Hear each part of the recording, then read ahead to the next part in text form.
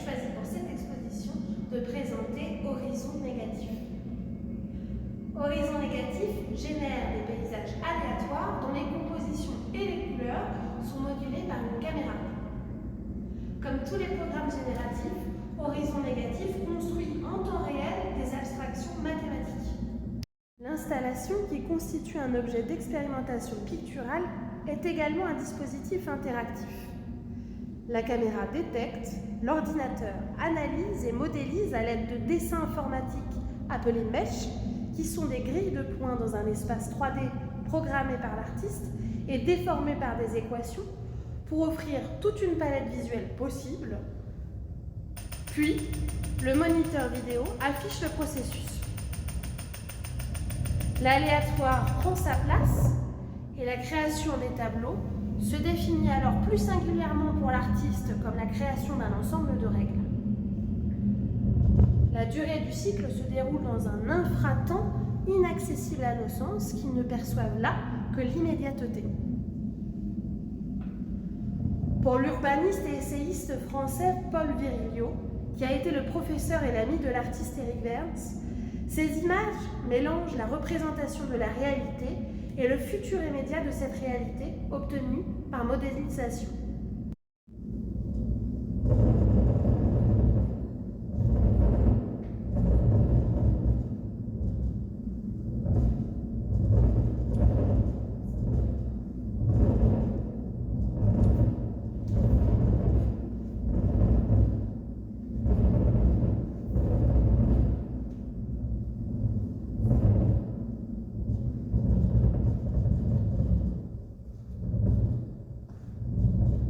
L'auteur, qui a mené toute une réflexion sur la vitesse et en particulier les dispositifs de visée, aurait pris pour illustrer sa pensée l'image retransmise par la caméra embarquée d'un missile, par exemple, et qui est utilisée par l'ordinateur pour optimiser la trajectoire en temps réel.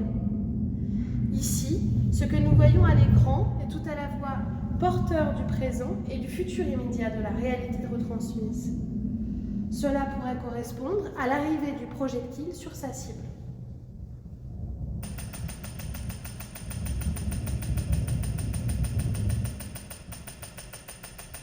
Horizon négatif est résolument un dispositif visionique, c'est-à-dire qu'il procède de cette symbiose caméra-ordinateur qui permet la virtualisation, la modélisation, le mélange du présent et du futur immédiat. Le spectateur, observé par la caméra, est atteint par le dispositif. La question qui en résulte est « qui regarde qui ?»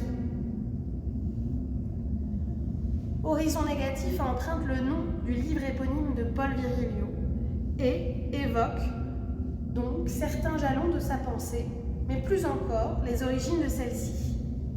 Car si l'on connaissait l'auteur, on savait qu'il avait déployé ses créations conceptuelles sur la base d'une image marquante de son enfance, celle de l'horizon et des attaques maritimes et aériennes au large de Nantes pendant la Seconde Guerre mondiale.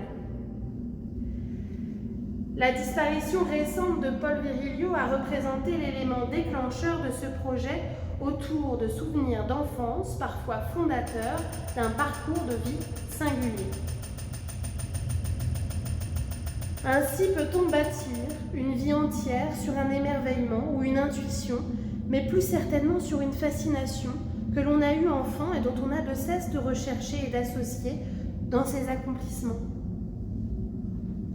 Le dispositif peut donc être compris comme une tentative pour représenter l'image d'enfance de l'auteur, le littoral illuminé par les explosions, le vrombissement d'avions invisibles, le spectacle de la guerre.